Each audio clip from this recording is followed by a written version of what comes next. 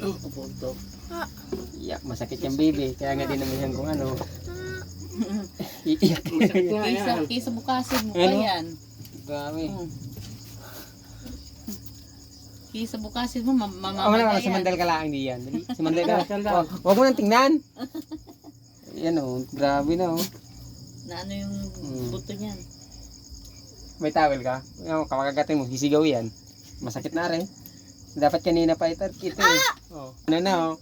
Dahil kung ngayon lang yan, hindi magmamaga ng ganyan yan.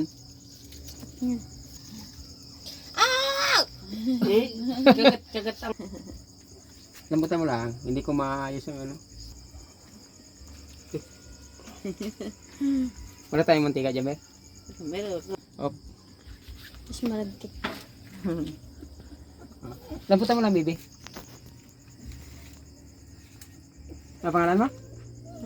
Marley. Diyan, opo muna, anak. Opo.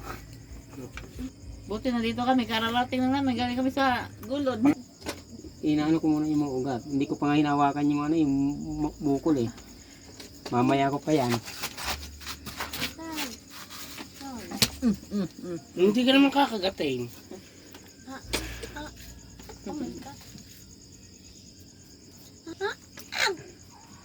Dapat kanina pa, dapat ito nadala mo. Sabag, kararating lang din namin. Naipit yung ano niya, Ayan na. ugat. Tiisin mo lang. Masakit talaga yan.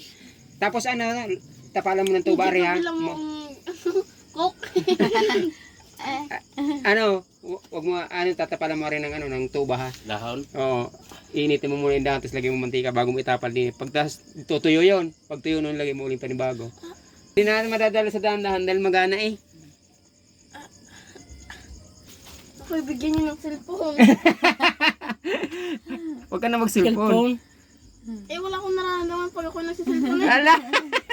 Kailangan mo lang mag-cellphone eh, para walang maramdaman.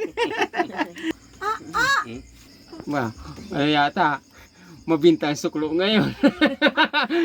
Ano ba, nakila ng ganitong na, ano ko.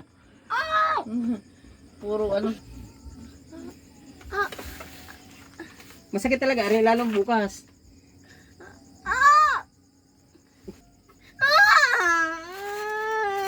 Kaya iyak mo na lang. Iyak mo na lang, at daling suklo rin. Suklo eh. Masakit rin. Pero kanina, na agad, hindi ganun kasakit. Huwag mo hilahin, at para ibalik ko. Konti na lang. Konti na lang, okay. Oh. Hindi na katulad kanina. Ano ko lang, i-relax mo lang. Huwag ka nang umiyak, i-relax mo lang. Ano mo lang, ilambot. Ilambot mo lang, ilambot.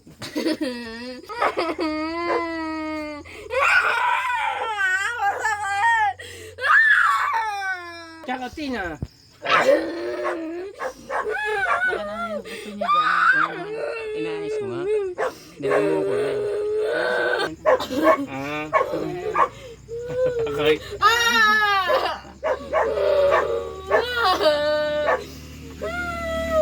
Kaya gusto mong Lambot. Takang lamot mo. Lamot mo. Ayun. Narinig ko. Lumagot ako. Isa pa. Yun.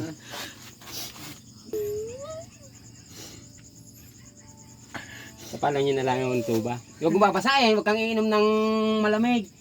Mainit na maligyan mo ipainom nyo yan. Masakit talaga lalo bukas. Lagyan nyo ngayon tuba. Dahon ng tuba, 3. Tapos di ka idarang nyo. Tapos pagka pagka malambot na siya, lagyan mo ng mantika.